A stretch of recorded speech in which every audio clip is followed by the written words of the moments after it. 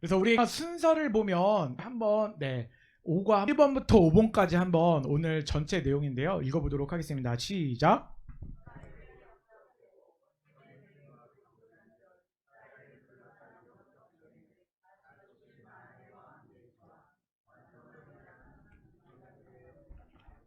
네, 오늘 화이트보드가 없어서 우리 한번 책을 보는데요. 전체 내용, 오늘 내용은 5가의 내용은 여러분들 읽었지만 다시 오실 만왕의 왕과 이방 교회 역할에 대한 부분을 배우고요. 1번은 이스라엘의 영적 회복, 원룸의 정렬, 이스라엘을 둘러싼 영적 전쟁, 다시 오실 만왕의 왕 예수와 완성을 원한 이방 교회 역할, 이렇게 5가지가 오늘 같이 배울 포인트입니다. 근데 5페이지를 한번 보시면요. 1번, 우리 1과 한번 읽어보도록 하겠습니다. 여러분들이 오늘 말씀의 제목만 기억해도 말씀을 다 들은 게 생각이 나실 거예요. 그와 마찬가지로 모든 타이틀을 다 외우지는 것은 아닌데 1과 2과 3과 4과 5과는 제목은 꼭 외우자. 우리 한번 따라하겠습니다. 이스라엘의 선택과 언약. 네, 이스라엘 하나님께서 선택하셨다는 거죠. 그리고 언약을 베푸셨습니다. 네, 우리 7대 언약을 베푸셨는데 우리와 베푸셨습니까? 유대인들하고 베푸셨습니까? 이스라엘 백성들하고 유대인들하고 베푸셨다는 거. 그 부분이 그렇다고 우리에게 해당되지 않는다라는 말씀은 아닙니다. 그만큼 하나님은요, 유대인들을 선택하시고 특별히 아브라함을 선택하셔서 그의 히브리 백성, 유대인들, 이스라엘 백성들을 사랑하신다는 거예요. 이스라엘 백성들을 버리지 않으셨다. 그래서 이스라엘 백성은 선택하셨지만 쭉 선택하시는 것이다 라는 부분이고요. 두 번째, 우리 2과 읽어보겠습니다. 시작. 예슈야, 유대인의 왕 메시아. 예슈야 뜻이 뭘까요? 마태복음 1장 21절에 구원하소서 할 때 여호와는 구원자이시다. 우리 한번 따라하겠습니다. 여호와는 구원자이시다. 그래서 예슈아라는 뜻은 여호와는 구원자이시다라는 뜻이에요. 그래서 우리에게 구원자로 오셨다. 메시아, 그리고 그리스도로 오셨는데 그분은 한국 사람의 왕이다, 유대인의 왕이셨다. 예수님은 유대인의 왕이셨다는 거예요. 한국 사람의 왕도 될 수 있지만 유대인의 왕으로 오셨다는 것을 우리가 굉장히 열심히 배웠죠. 우리 6페이지를 넘겨서 3과 우리 제목을 한번 읽어보도록 하겠습니다. 시작. 초대교회와 디아스포라 이스라엘. 하나님께서 우리가 수단의 특정성 하면 어떤 단어가 생각나시죠? 내시로. 다 나오셔야 돼요. 지금 마지막 날입니다. 우리 한번 따라하겠습니다. 내시로. 그러니까 수단의 특정성이라는 부분은 하나님께서 목적이 있어서 이스라엘 백성들을 부르셨다. 그런데 이스라엘 백성들을 부르셨는데 그들이 예수님을 믿는 사람들이 어떤 사람이냐면 메시아닉 유대인이라고 얘기는 하지만 그 사람들을 하나님께서 부르셨는데 유대인들이 다 예수님 믿고 구원받기를 원하셨는데 유대인들 중에서 소수의 사람들만 구원을 받게 되었다. 그 사람들의 모임이 뭐냐면 초대교회라는 거죠. 그리고 이스라엘, 디아스포라 이스라엘. 그런데 그들이 하나님께서 계속 선지자, 마태복음 23장 37절에 선지자를 보내주셨죠. 누구까지 보내주셨다? 예수님까지 선지자로 보내셨는데 그를 돌로 쳐 죽였습니다. 그래서 마태복음 23장 38절에 제가 여기 써야 되는데 그냥 암송하는 걸로 하겠습니다. 황폐케되리라. 예루살렘을 황폐케 하셨죠. 그리고 마태복음 23장 39절에 어떻게 됐다고요? 오늘 말씀의 주제인데 주의 이름으로 오시는 이여 할 때까지 너희가 나를 보지 못하리라. 그러니까 그 뜻이 뭐였냐면 주님을 영접하고 메시아로서 그리스도로서 구약으로부터 예언된 분이심을 고백하는 그런 유대인들이 많아질 때 바로 예수님은 재림하신다. 그래서 이스라엘이 회복되지 않으면 예수님 재림하실까요? 하시지 않을까요? 하시지 않는다라는 거예요. 온 이스라엘이 구원을 받아야 한다. 로마서 11장 26절. 로마서 11장 25절은 화이트보드 없이 하니까 여러분들한테 질문을 할 수가 있네. 이방인의 충만한 숫자가 들어오기까지 우둔하게 된지라. 여러분 세뇌가 되셔야 돼요. 시온의 대로로요. 그래서 이방인의 충만한 숫자가 지금 다 돌아왔잖아요. 우둔하게 되었다라는 어떤 뜻이었냐면 죄악을 범했다, 또 완악하게 되었다라는 뜻도 있지만 우둔하게 돼서 조금 넘어짐이 되었다. 그래서 그들이 이방인의 충만한 숫자가 돌아오면요, 다시 그들은 온 이스라엘은 다시 돌아온다라는 부분이죠. 그래서 디아스포라가 된 이유가 예수님을 영접하지 않고 새 언약이신 예수 그리스도를 완전히 그들이 받아들이지 않고 배척함으로 인해 하나님께서 예루살렘은 황폐하게 되고, 그 대신에 너희가 넘어지지만 이스라엘 백성들은 다시 회복해서 돌아오겠다. 이방인의 충만한 숫자가 돌아오면 유대인들도 다시 돌아온다. 우리 한번 따라하겠습니다. 이방인의 충만한 숫자가 돌아오면 유대인들도 다시 돌아온다. 그래서 얼마만큼 돌아온다고요? 14만 4천 명이요? 온 이스라엘이 돌아온다.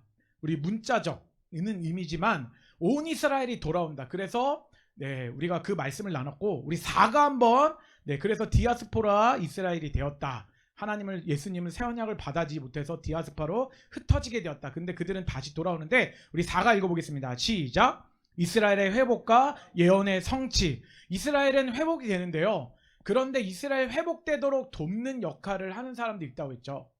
그래서 우리가 중요한 말씀이 어떤 사람들을 제사장과 레위인을 삼냐면 이사야 66장 21절 이방인들을 제사장과 레위인을 삼을 것이다 라고 하셨죠. 그리고 예레미야 31장 10절의 말씀을 통해서 어떤 말씀이 있었죠? 이방인들이 선포하죠. 어떤 선포를 하냐면 여호와께서 돌아오게 하시리라. 우리 한번 따라하겠습니다. 여호와께서 돌아오게 하시리라. 그러니까 이방인들이요, 선포하는 거예요. 여호와께서 그 일을 알리야 운동을 행하신다. 예루살렘으로 다 모이게 할 것이다. 그것을 누가 선포한다고요? 이방인이 선포하는 거예요. 이방인을 뭘 삼으신다? 제사장과 레위인을 삼으셨다라는 거죠. 근데 어떻게까지 방법을 하냐면, 우리가 이사야 49장 22절 어떤 말씀이 있었을까요? 이방인 그들이 어떻게 한다고 그랬어요? 남자들은 품에 안고 돌아오리라. 그리고 여자애들은 등에 메고 돌아오리라 라는 부분을 얘기했죠. 그걸 누가 한다고요? 이방인들이 한다는 거예요. 이방인들이 그렇게 계속 외치면서 또 알리야 운동을 하게끔 하면서, 알리야를 왜 합니까? 알리야 뜻이 뭐라고요? 올라가다. 올라라는 뜻에서 올라가다. 어디로 올라간다고요? 예루살렘으로 올라간다. 그래서 예루살렘으로 올라가도록 하는데, 우리가 에스겔서 39장 28절에 몇 명도 남기지 말라. 한 명도 이스라엘 유대인들을 이방인 땅에 남기지 말고 다 돌아가도록 무슨 운동을 해야 한다? 알리야 운동. 그쵸? 그 알리야 운동이 몇 가지가 있다? 두 가지. 무슨 알리야? 영적 알리야와 육적 알리야. 영적 알리야는 뭐였죠? 영적 알리야는 우리 마가복음 9장 30절이었나요? 제가 잠깐 헷갈리는데, 거기서 보면 뭐를 한다고 그랬죠? 예수님께서 별세하실세. 별세라는 단어가 히브리어로, 헬라어로 뭐다? 엑소더스라는 단어가 신약 성경에 거기 한 번만 딱 썼어요. 그런데 그 엑소더스는 영적인 알리야인데, 출애굽인데, 예수님을 믿고 이 땅 가운데 성령을 받음으로 말미암아 예수님을 믿고 그 사람들이 어디로 알리야돼서 올라가는 거예요? 하나님의 나라로 가는 게 영적인 알리야 운동이에요. 아시겠죠? 육적 알리야는 우리가 운동을 할 때 어떤 운동을 했느냐?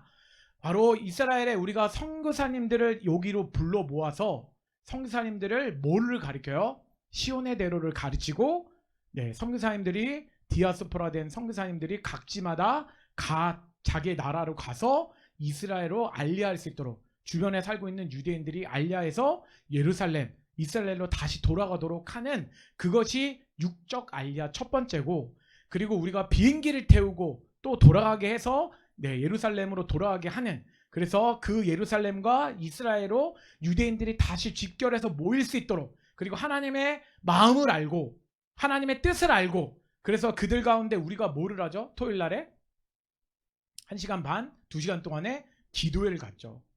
기도회가 너무나 중요한 거예요. 그들 향해서 기도하면서 품으면서 우리가 기도회를 갖고, 그래서 그들이 그 예루살렘에서, 이스라엘에서 회복되어 가지고 다시 하나님을 찬양하고 주님을 영접하고 그들이 영적 알리야 운동이 일어날 수 있도록, 우리가 물질도 후원하고. 그래서 이사야 40장 1절에 어떻게 하라? 내 백성을 위로하라. 네, 따라하겠습니다. 내 백성을 위로하라.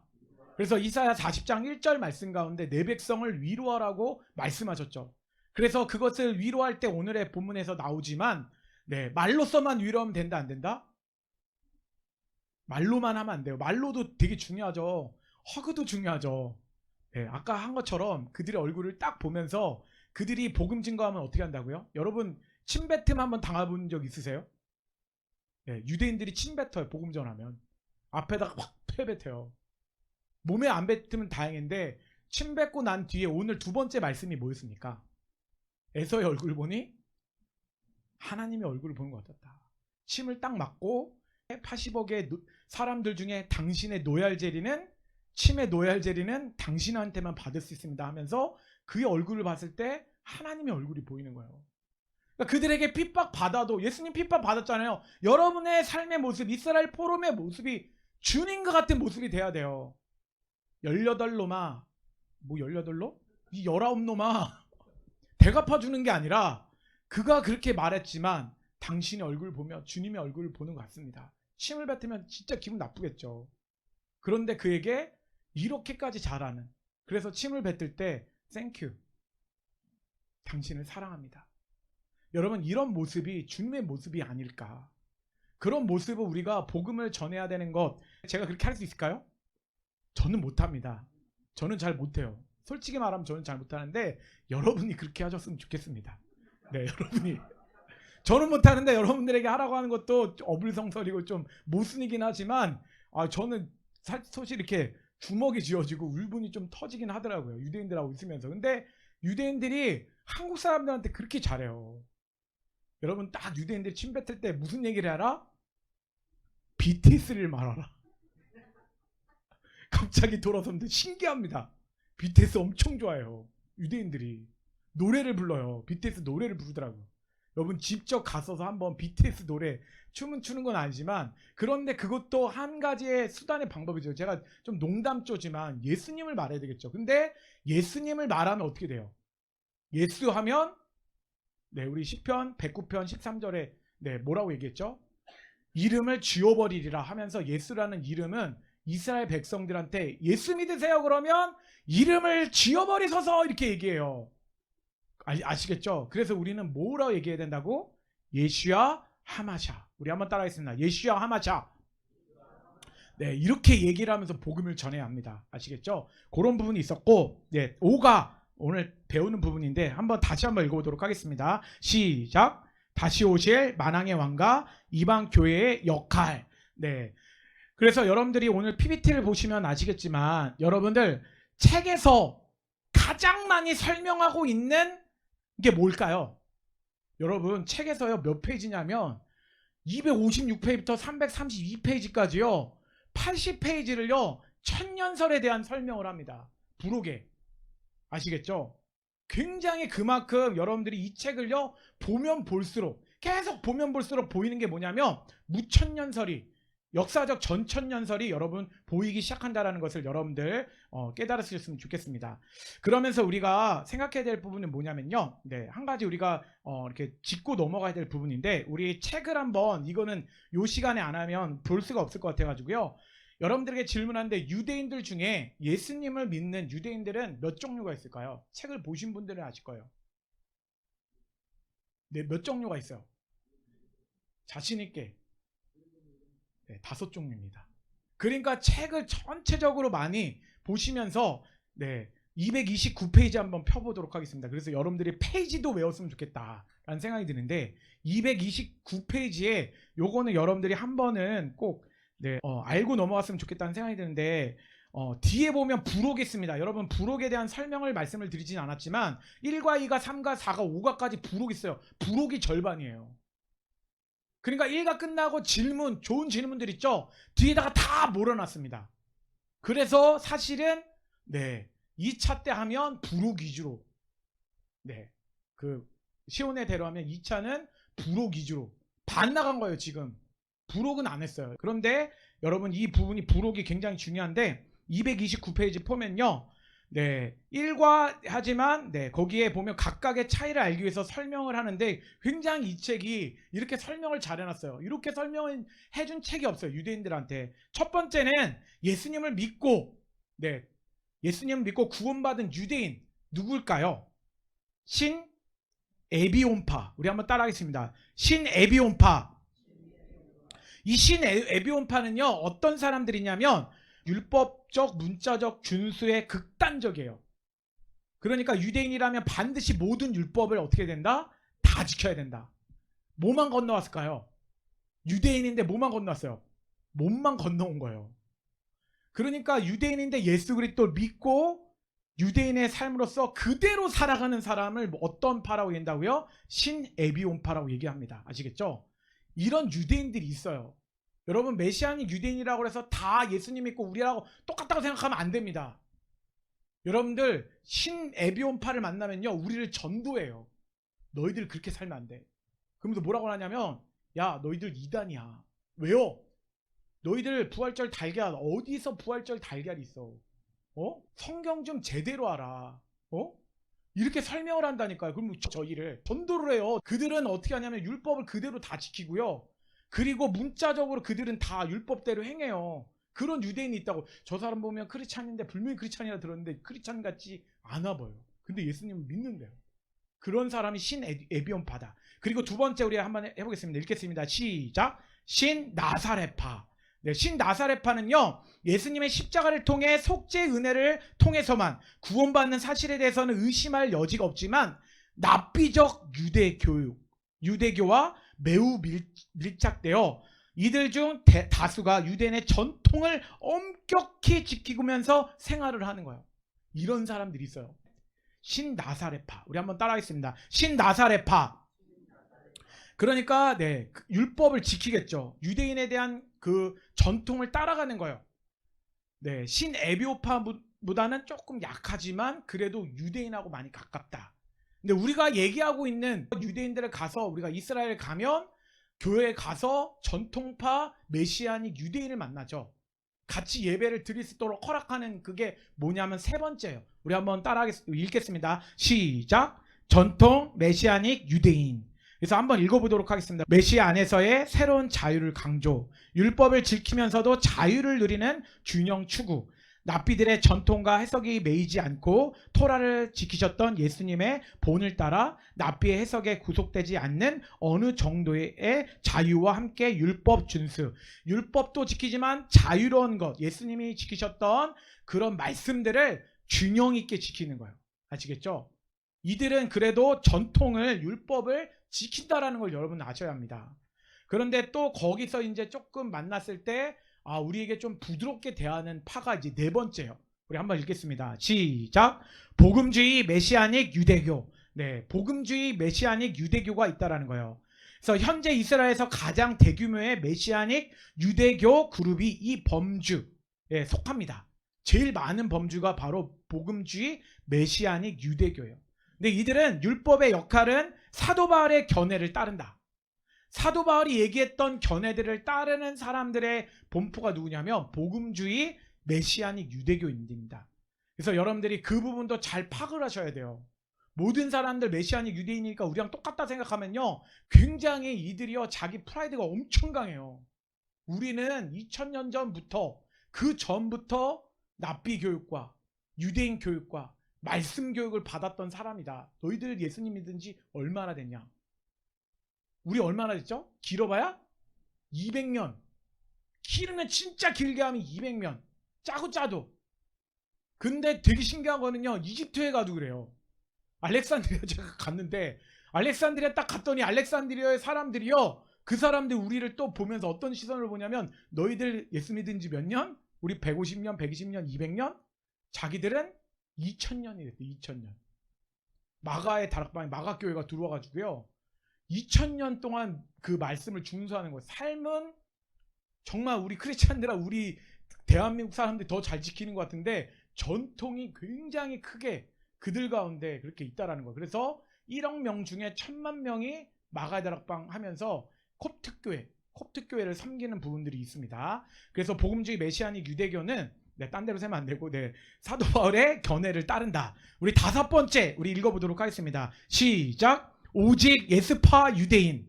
이들은요 토라 유대인에 대한 율법들을 그리 중시하지 않아요. 그리고 토라 시대는 끝났고 믿음 이방인만 유대인의 토라 준수에 자유로운 것이 아니라 메시아닉 유대인들도 네, 토라에 자유롭다라고 하면서 기독교인의 방식에 동화될수록 율법의 은혜로의 극적 전환을 더욱 성취하는 것으로 여겨 유대인 전통으로부터 매우 자유로운 사람들이 누구라고요? 오직 예스파 유대인. 여러분들 첫 번째부터 안 보고 한번 해보도록 하겠습니다. 네, 첫 번째 네, 메시아닉 유대인 중에 첫 번째 시작. 두 번째 시작. 세 번째 시작. 정통파. 네 번째 시작. 다섯 번째 시작. 네, 이렇게 암송하게 하는 것도 좋은 건 아니지만 여러분 언제 암송 한번 해보겠습니까? 그래서 한번 더 하면서 사람들한테 이것만 알아도요 사람들한테 잘 소개를 할 수가 있어요. 그래서 여러분들이 그런데 이렇게 봤을 때요 제가 말씀드렸지만 네, 굉장히 많은 페이지가 무엇을 얘기를 하냐면 바로 네, 전천년설을 얘기를 한다. 그런데 전체 내용을 잠깐 말씀드리면 우리 언약시장 네, 7가지 한번 점검해 보도록 하겠습니다. 창조 언약, 아담 언약부터 우리 시작.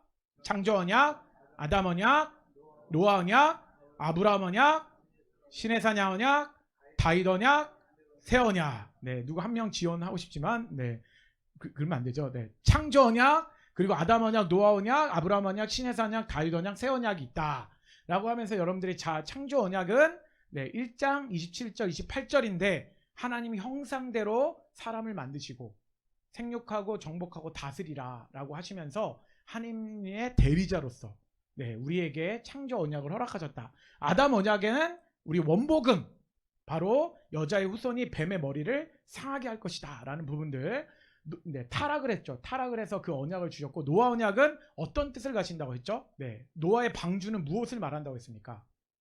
첫 번째는 예수님인데 교회를 말한다고 했죠. 그러니까 예수님을 말할 때는 무엇을 말하냐면요 예수님이 우리가 당해야 할 심판 홍수의 심판을 누가 대신 당하셨다? 예수님이 대신 당하셨다. 그래서 우리는 교회 안에 있을 때 안전하다. 예수님이 대신 당하심으로 우리가 구원을 받았다. 그거를 미래 예표적으로 노아의 방주를 통해서 이야기하는데 9장 11절에는 다시는 뭘로써 심판하지 않는다? 물로써 심판하지 않으면서 무지개 언약을 우리에게 허락하셨다. 네, 그리고 아브라함 언약 우리 12장 1절에서 3절인데 네, 중요한 거는 너를 축복하는 자에게 축복한다 라고 얘기하지만 여러분은 기억나시죠? 22장 18절 뭐였을까? 아브라함에게 우리 수단의 특정성 여기 나오죠. 아브라함과 네, 그리고 모세를 부르시고 다윗을 부르고 새 언약에서 아브라함의 후손에서 누가 태어났다고요? 예수님, 새 언약의 완성자이신 예수님이 태어나셨다. 그래서 이것은 수단에 이유가 있다. 특정한 이유가 있다. 아브라함을 부르신 이유가 있다. 그래서 그것이 뭐냐면 내시로였고 그 목적이 뭐냐면 목표가 보편성인데 내시로 말미암아 천하 만민이 복을 받으리라. 우리 따라하겠습니다. 내시로 말미암아 천하 만민이 복을 받으리라. 그래서 아브라함으로부터 쭉 부르셔서 예수님까지 십자가 질 때까지 이스라엘 예루살렘 멸망할 때까지 디아스포라 가기 전까지 수단의 특정성으로 이스라엘 선택하셨고 예수님을 그들의 유대인들의 왕으로서 부르셨다. 요 기간이 수단의 특정성이다. 그런데 예루살렘이 티토스 장군을 통해서 AD 70년에 멸망한 것처럼 보였고 여기에 사도행전 10장에 고넬료가 네, 처음은 아니지만 네, 한세 사람 예배소서 2장 15절 예수 그리스도 안에서 한세 사람을 이루는 그 사람이 첫 번째 대표적인 된 사람이 누구라고요? 고넬료. 왜 그렇다고 그랬죠? 고넬료가 베드로가 사도행전 10장 44절에 말씀을 전할 때 어떻게 됐다고요? 성령을 받은지라. 그들에게 세례를 베풀었죠. 그래서 대표적인 사람이라고 그랬죠. 그래서 예수님이 십자가 지시고 난 다음에 고넬료가 네, 사도행전 10장에서 나왔고 예루살렘이 이스라엘이 받아들이지 않으므로 멸망했어요. 그래서 예루살렘 완전히 끝났다고 생각했는데 언제? 1948년 몇 월 며칠? 5월 14일에 이스라엘에 뭐가 있었다? 독립이 있었다. 네, 우리나라는 몇 년도에 독립했죠? 45년 8월 15일. 네, 그래서 1910년부터 1945년도까지 35년이라고 얘기하지만 36년이라고 얘기하는 일제 치하의 가운데 독립이 이뤘지만 이 나라는 1948년 5월 14일에 독립했다. 이스라엘 포럼에 참석했는데 1948년 5월 14일이 뭔지 모른다. 그러면 처음부터 다시 하죠. 왜냐하면 여러분들이 교사잖아요. 이제 여러분들이 가르치셔야 되잖아요. 그쵸? 그리고 난 다음에 1967년 몇 월 며칠? 6월 7일 날 이스라엘이 무엇을 했다? 예루살렘이 해방되었다. 예루살렘에 다시 도시로서 그 땅이 누구한테 탄압돼서 돌아왔냐면 이스라엘 예루살렘 유대인들에게 다시 돌아왔어요. 그때가 1967년 6월 7일 날이었다는 거죠. 그래서 완전히 그들이 이 땅 가운데 사라졌는 줄 알고 사람들이 외쳤던 게 뭐냐면 대체신학. 교회가 유대인 대신에 영적인 축복과 물리적인 축복 그리고 육적인 축복을 다 교회가 받게 되었다. 교회가 새 예루살렘이다. 교회가 이스라엘 백성이다 라고 하는 대체신학을 이스라엘은 완전히 버림을 받았다. 대체신학이 들어왔습니다. 여러분 맞습니까? 틀립니까? 틀리게 됐죠. 그래서 대체신학을 AD 160년에 처음으로 주장했던 사람이 누구였다고요? 네, 저스틴이었죠. 네, 저스틴. 그런데 그 반면에 회복신학도 있었다. 네, 회복신학. 계속 얘기하지만 회복신학에 우리 기독교에서 처음으로 했던 사람이 누구라고요? 네, 처음으로 얘기했던 사람. 우리 한번 따라하겠습니다. 프란시스 캐트. 네, 잘하셨습니다. 네, 프란시스 캐트가 처음으로 교회에 해당하는 사람에서 학자로서 처음으로 주장한 사람이 프란시스 캐트라는 사람이 주장을 했고요. 여기서 우리가 이런 부분들을 나눴습니다. 그래서 여기서 갑자기 로마서 11장 25절의 말씀이 이방인의 충만한 숫자가 돌아오니까 이스라엘이 회복이 되었어요. 독립을 이뤘습니다. 그런데 지금도 이스라엘을 이름을 지어보려고 하죠. 하마스와 아랍 사람들, 이슬람 세력들이요. 근데 하나님께서는 계속해서 이스라엘 역사를 이루신다라는 부분들을 우리가 이제 점검을 했고요. 우리 한번 우리 따라하겠습니다. 역사적 고전적 전천연설. 네, 우리가 전천연설에는 크게 세 가지가 있는데 256페이지에 있습니다. 네, 256페이지 되게 많이 오랫동안 얘기를 해요. 80페이지를 천년 왕국에 대한 이야기를 80페이지를 얘기해요. 여러분들 이 책을 계속 넘기다 보면 뒷페이지를 보면 계속 천년 왕국 얘기밖에 안 나요. 왜냐하면 이때 가운데 우리가 깨워서 하려고 하는 게 뭐예요? 지금 이제 마태복음 24장이 어떻게 이루어지고 이스라엘 백성들이 어떻게 회복이 되고 이스라엘 백성들이 뭐라고 했습니까? 하나님의 뭐라고 그랬죠? 시계라고 그랬잖아요. 하나님의 시계. 이스라엘 백성들에게 일어나는 역사가 이 땅에 나오는 하나님이 어떻게 역사를 이루어 가시는지 이스라엘 보면 알 수 있다고 얘기를 했잖아요. 이스라엘 백성은 하나님의 시계입니다. 우리 한번 따라하겠습니다. 이스라엘 백성은 하나님의 시계이다. 그런데 문제는 우리가 갈팡질팡하게 만드는 게 전천연설을요. 역사적 전천연설이 있는데 또 세대주의가 나왔어요. 세대주의도 하나가 아니야. 고전적 세대주의, 개정세대주의, 점진적 세대주의. 그래서 많은 사람들이 요 세대주의 하면서 이스라엘 회복에 대한 부분을 이야기를 했죠. 이제 제가 그 부분을 조금 얘기하고 답을 맞추면서 전체 얘기하는데 후천연설. 여러분 후천연설은 어떤 내용일까요? 네, 많이 다루지 않았지만 천년설이 언제 있다라는 거예요? 7년 환란 전에 있다는 거예요. 천년 왕국이 먼저 있고 7년 환란을 당한다. 왜 후천연설이 이게 나왔을까요? 무천연설은 현천연설이라고 없는 것보다는 현재 천년설이라고 있잖아요. 후천연설은 천년설이 7년 환란 전에 있는 게 바로 후천연설이에요. AD 313년에 밀라노 칙령이 있었죠. 네, 콘스탄틴 대제가 로마를 기독교로 국가화를 시켰잖아요. 그러면서 그의 엄언을 통해서 교회가 어떤 시대가 왔냐면 이제 우리는 자유로운 나라 됐고 우리는 예수님을 자유롭게 섬길 수 있는 나라가 되었다라고 했는데 갑자기 노마가 누구한테 멸망을 당하죠? 동로마가 고트족 우리 나오잖아요 여기서. 그러면서 이제 게르만족하고 고트족하고 멸망을 당하면서 그때부터 노마를 통해서 이제 핍박이 엄청 시작이 되면서 환란이 막 있는 거예요. 전쟁이 있는 거예요. 그래서 먼저는 천년 왕국이 있다가 천년 왕국 뒤에 7년 환란이 있구나 라고 해서 후천연설이 만들어진 겁니다. 네, 뜻은요. 아시겠죠?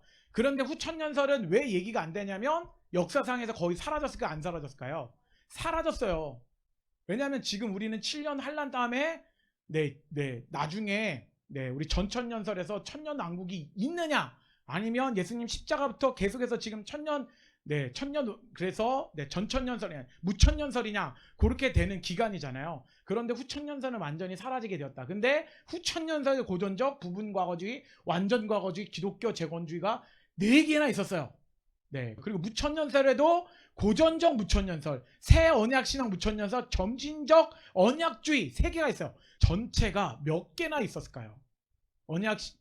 천년설에 대한 부분에서 해석이 몇 가지 있었다고요? 한 가지 따지면 몇 가지죠? 11가지죠. 11가지가 있었어요. 천년 왕국에 대한 부분을 11가지를 연구를 해야 합니다.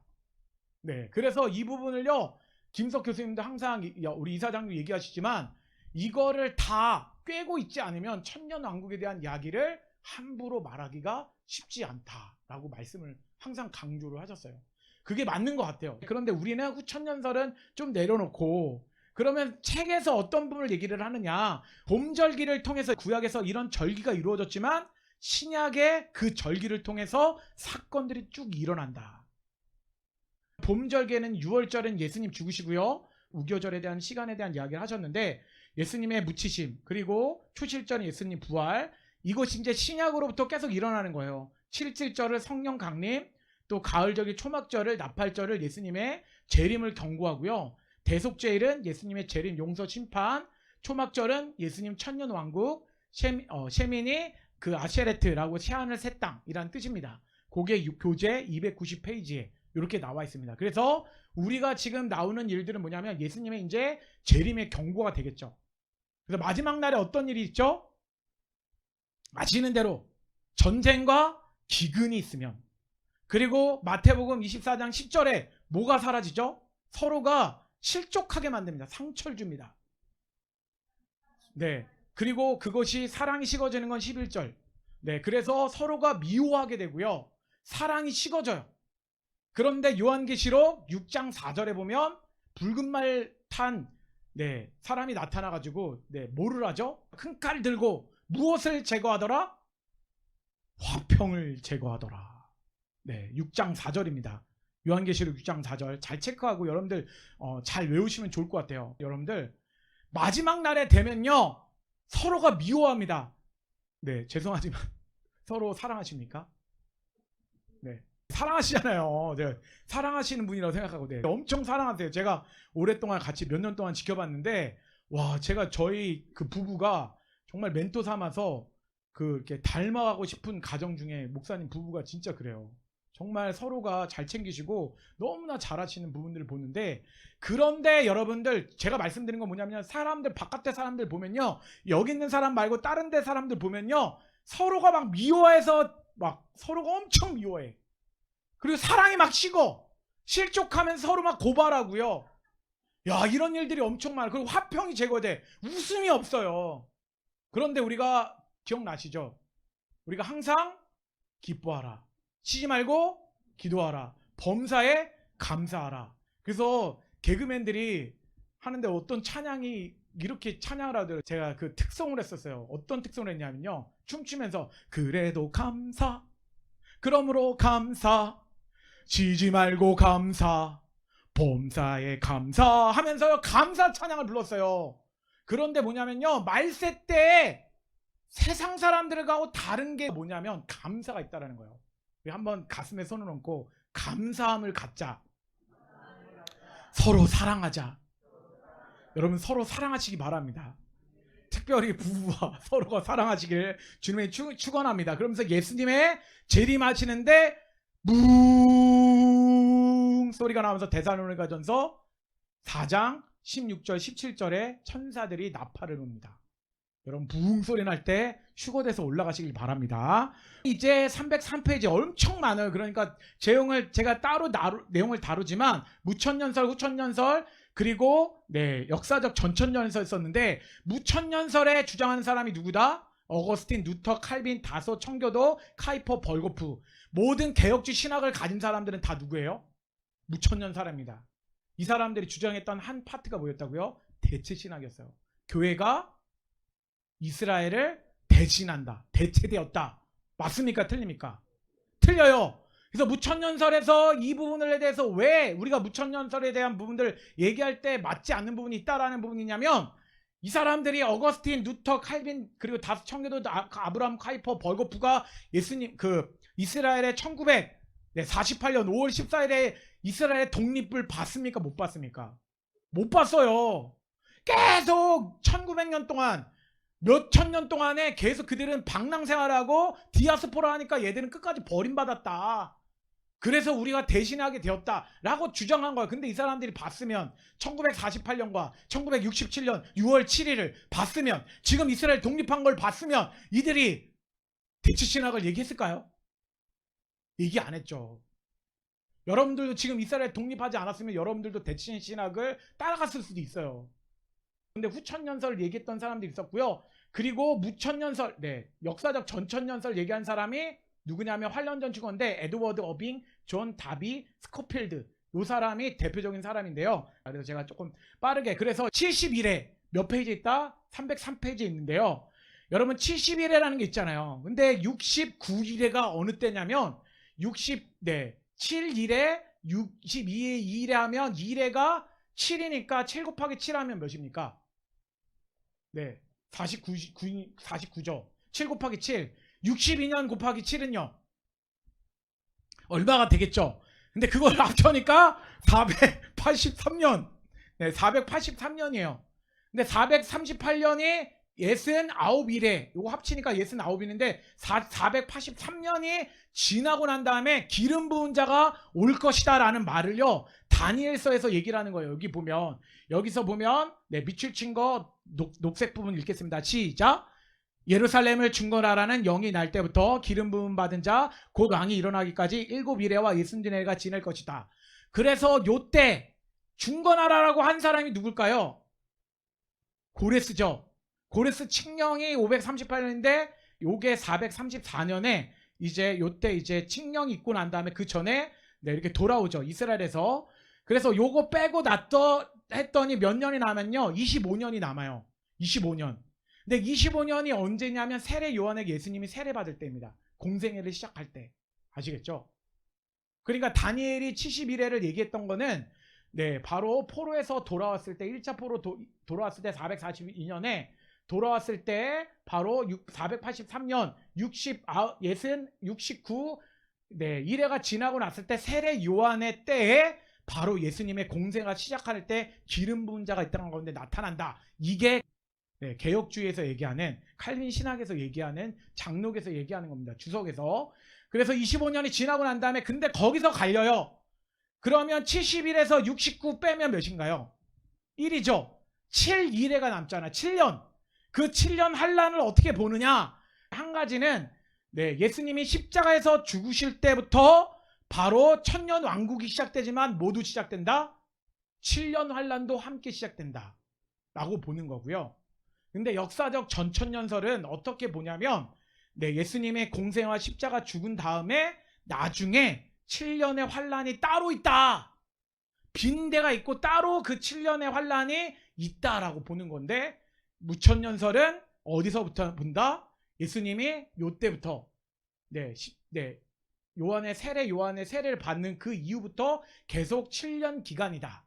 그래서 상징적으로 보는 거예요. 7년의 문자적으로 보는 게 아니라 그 천년 왕국 가운데 모든 사람들은 다 7년 환란을 겪는다, 안 겪는다? 겪는다. 그게 바로 무천년설입니다. 근데 역사적 전천년설은 아니다. 7년이라는 환란 기간이, 적그리스도가 일어나는 환란 기간이 따로 있다라는 부분입니다. 그거고요. 그래서 여기 넘기고, 그래서 세대주의 역사적 전천년설은 요거는 이제 책에 없는 내용, 요것만 책에 없는 내용인데요. 여기서 보면 어떤 내용이냐면요. 예수님이 이렇게 초림하셨잖아요. 이 땅 가운데 오셔서 공생의 삶을 사셨어요. 근데 성도들이 휴거돼요. 그때 예수님 어느 때? 공중에서 재림하실 때 성도들이 휴거되는데, 그때 뭐가 있냐면 공중재림과 지상재림이 있어요. 이때 왜 이걸 나누느냐? 우리 책에서 말하는 게 어떤 의미냐면요. 요거를 읽으면, 요 화면지 위로 올려주세요, 실장님. 여기에 그거를 얘기하고 있어요. 259페이지. 얼마나 자세하게 얘기하고 있냐면요. 이 책 진짜 좋아요, 여러분들. 정말 잘 만들었어. 여러분 시온에 데려서 이만큼 이렇게 이스라엘에 대해서 잘 만든 책을요 볼 수가 없습니다. 우리 같이 한번 읽어보겠습니다. 시작. 이스라엘과 교회를 구분하여 7년 대환란 전에 예수님의 공중 재림 시 교회는 추거되거나 유대인은 추거되지 못하고 지상에 남아 7년 대환란 대거 화심하며 유대인 중심의 천년왕국이 도래한다고 믿는 것과는 달리 역사적 전천연설은 유대인과 이방인의 모든 믿는 자는 대환란을 통과하여 함께 천년왕국을 누린다고 믿는다. 천년의 기간은 지상에서 있게 되고 예수님께서는 전 세계를 가연적으로 통치하심으로 세대주의 전천연설과 동일 그의 구속받은 백성들도 그와 함께 왕노릇한다. 여기서 함께 왕노릇하게 될 사람들은 그때까지 죽은 자들로부터 부활한 실자들과 예수님 재림 시에도 살고 있었던 유대인과 이방인 모든 세대주의 유대인들만 포함된다. 여러분 이해되시죠? 그래서 7년 대환란을 공중 재림할 때 교회만 휴거가 되는 거예요. 이렇게 됐을 때 예수님이 공중 재림하면요 성도들만 휴거하고 요 7년 환란은 누구만 겪어요? 유대인들만 겪는다는 거예요. 그게 세대주의 역사적 전천연설입니까? 맞습니까? 틀립니까? 틀려요? 네, 저는 틀린다고 얘기는 안 했습니다. 네, 틀린다고 얘기는 안 했습니다. 제가 중립에 잘 쓰는데 여러분들이 선택을 하시면 좋습니다. 네, 그런데 7년 동안에 근데 역사적 전천연설은 누구도 겪는다. 이 7년 환란을 교회도 겪고 유대인도 함께 겪는다. 그래서 이 7년 환란 때 같이 겪으면서 교회가 누구한테 복음을 증거한다? 유대인들한테 증거한다. 이게 바로 역사적 전천연설인 거예요. 근데 그 부분을 전도한다 이 부분을 많이 빼서 이런 부분이 있지만 이렇게 되는 부분이 있고요. 그래서 이제 이렇게 넘어가고 그래서 책에 나오는 부분들이고요. 그리고 이제 데살로니가서 우리가 한번 이렇게 보면서 해야 되는데 공중재림, 지상재림을 따로따로 얘기를 하느냐. 세대주의는 재림이 몇 번 있다고 그래요? 2번 있다고 그러고 역사적 전천은 몇 번 있다고 그럴까요? 무천년설 몇 번? 한 번. 다 한 번인데 누구만 2번 있다고 그래요? 세대주의 역사적 전천연설. 그래서 한 번 공중에서 재림했다가 어떻게 되냐면 7년 동안에 우리가 어떻게 돼요? 우리 예수 믿는 사람들이 거기서 이제 7년 동안 예수님과 함께 거기서 이제 행복한 생활을 하늘에서 이제 생활을 한다. 그때 이제 7년 후에 유대인들 중에서 순교당하는 자, 예수 믿는 자들이 예수님이 지상 재림하실 때 그때 그들을 통해서 예수님 믿는 사람들이 휴거된다. 그래서 휴거를 2번으로 나눈 겁니다. 그 구절이 어디냐면 세대주의 역사 전천연설이 데살로니가전서 4장 16절과 17절이에요. 여러분 이 부분은 꼭 암송하길 바랍니다. 같이 읽겠습니다. 시작. 주께서 호령과 천사장의 소리와 하나님의 나팔 소리로 친히 하늘로부터 강림하시리니 그리스도 안에서 죽은 자들이 먼저 일어나고 그 후에 우리 살아남은 자들도 그들과 함께 구름 속으로 끌려올라 공중에서 주를 영접하게 하시리니 우리가 항상 주와 함께 있으리라. 여기 뭐가 있을까요? 그리하여. 네, 맞습니다. 그리하여입니다. 추측할 수 있는. 근데 뭐냐면요, 여러분 호령과 천사들의 소리가 있어요. 나팔 소리가 나면서 천사들이 동서남북으로 다 퍼집니다. 예수 믿는 사람들을 다 휴거합니다.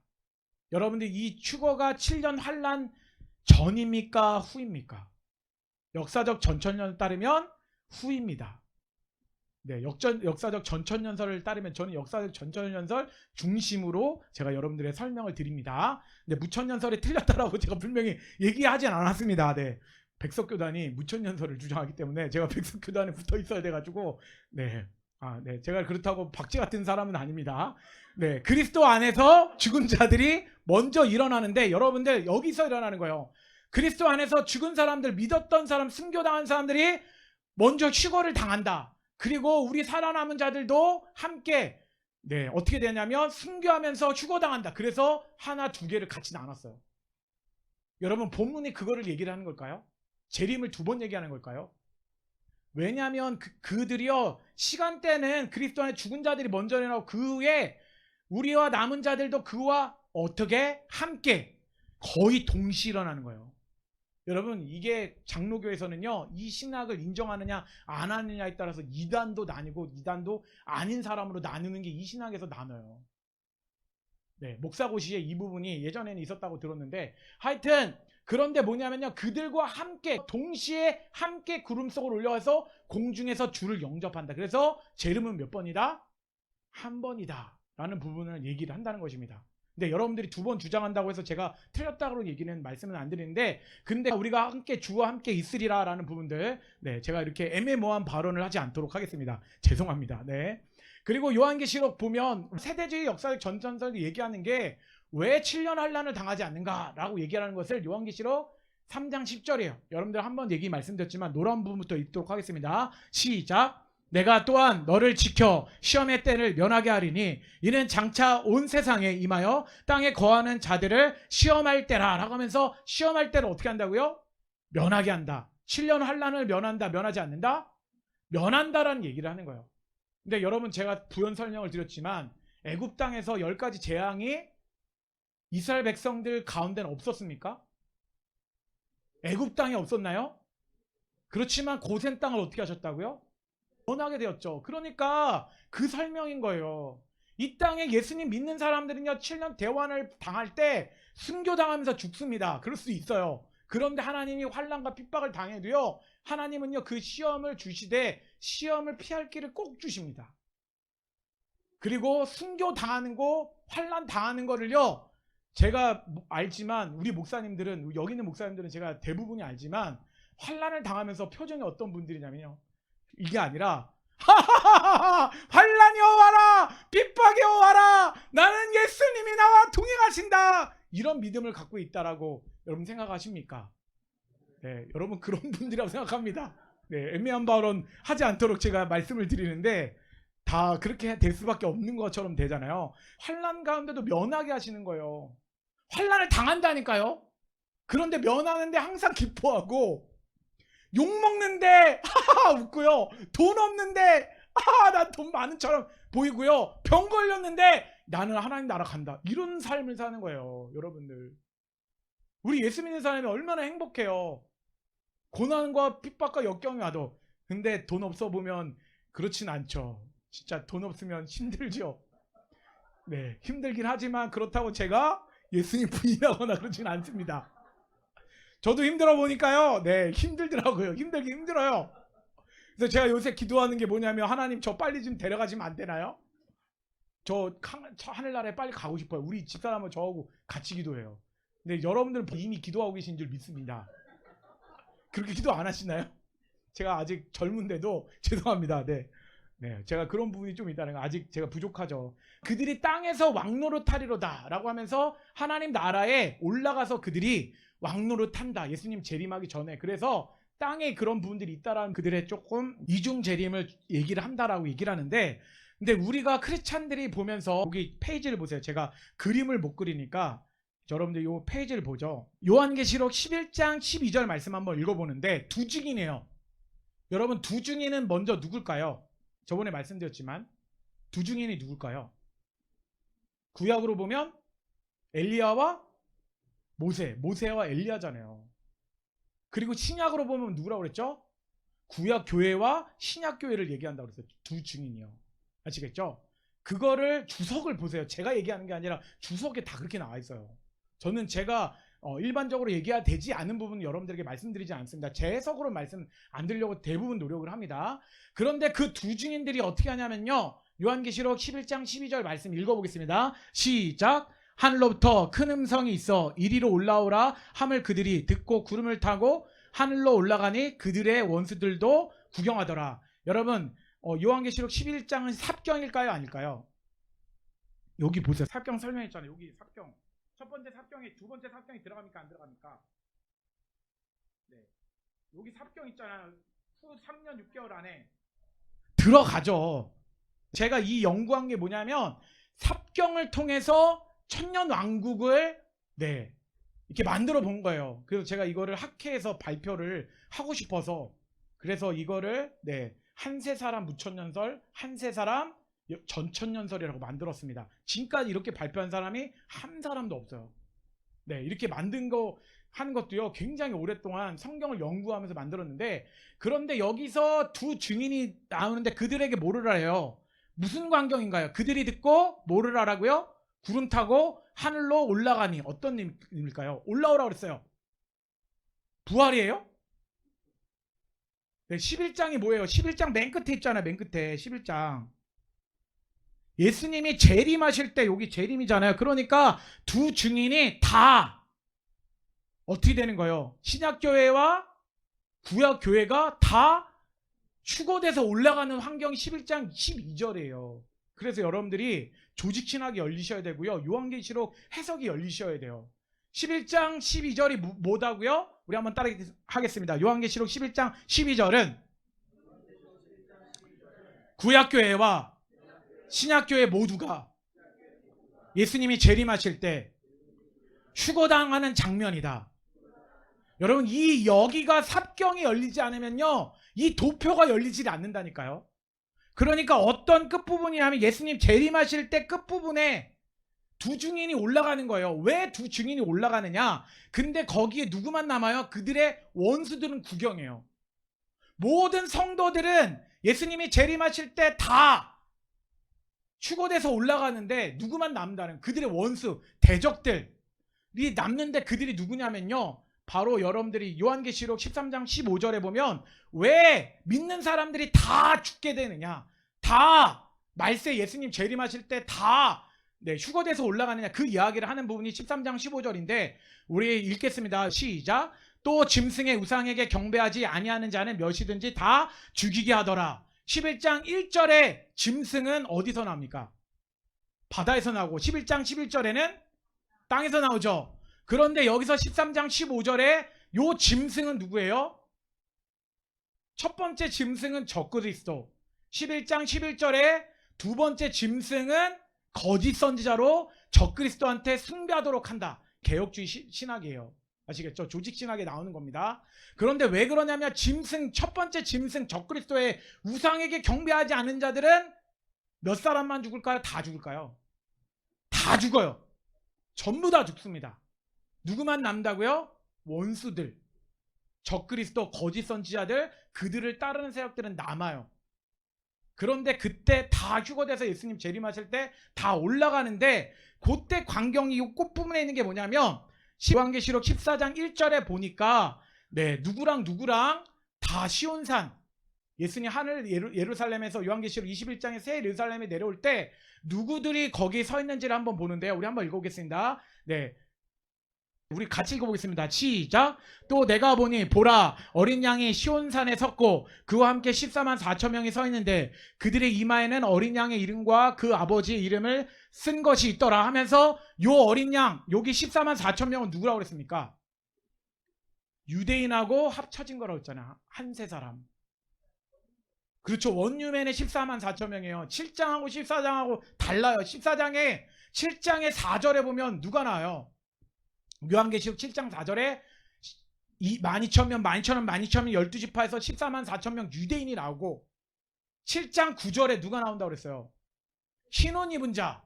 7장 14절에 어린 양의 피에 그 몸을 씻어 옷이 희게 된 자. 그들이 많은 사람들이죠. 그들이 이방인이라고 그랬다고요. 그들이 지금 다 합쳐져 있어요. 14만 4천 명 안에 누구랑 같이 서 있다고요? 어린 양인 예수님하고 시온산에 같이 서 있는 거예요. 회복된 사람들이 지금 14만 4천 명이 서 있어요. 이 부분은 의견이 나누긴 하지만 이 부분을 많은 학자들은 따릅니다. 그래서 여러분들 연구를 해보시는데 그의 이마에는 뭐가 써 있다고요? 어린 양의 이름과 아버지의 이름. 무슨 뜻이라고 그랬어요? 제가 이것을 잃어버리지 말라고 말씀드렸잖아요. 예수 그리스도를 믿음으로 말미암아 난 누구의 자녀가 되었다? 하나님의 자녀가 되었다. 영접하는 자, 그 이름을 믿는 자들에게 하나님의 자녀가 되는데, 예수 그리스도를 믿고 영접하면 하나님의 자녀가 됐다. 그래서 어린 양의 이름과 아버지의 이름이 여기 써 있는 거예요. 크리스도, X자가 써 있고 테오스가 써 있어요. 여러분, 이 이름이 써 있다고요. 개혁주의에서 얘기하는 겁니다. 제가 얘기하는 것이 아니라. 그래서 그 아버지, 그래서 어린 양에서 예수 그리스도를 믿고 구원받은 14만 4천 명이 어디에 서 있다 지금?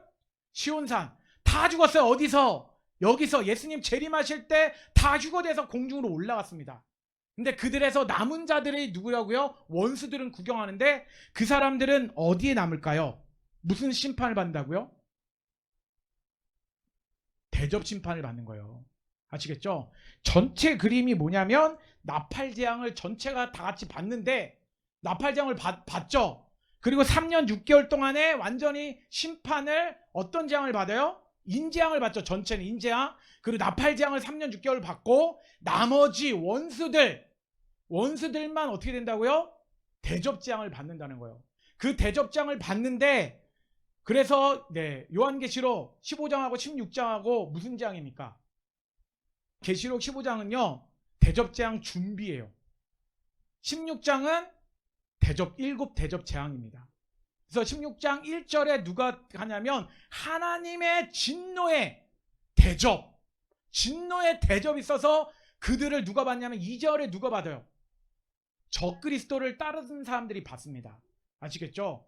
그래서 이 땅에 남은 자들 가운데서 남은 자들에서 적그리스도 세력을 따른 사람들이 심판을 받고 대접을 받아요. 여러분들 그래서 16장을 전체를 잘 보세요. 제가 이렇게 주장하고 있잖아. 요거를요 인터넷 다 들어보세요. 이제는 요걸로 거의 통일해서 갑니다. 누가 역사적 전천년설을 주장하는 사람들은 이렇게 통일돼서 가는데, 근데 여기서 봤을 때 전천년설의 관점, 그래서 아까 이제 설명을 한 거라서 제가 성경이 이렇게 여기서 계속 교재에서 이렇게 얘기를 하고 있어요.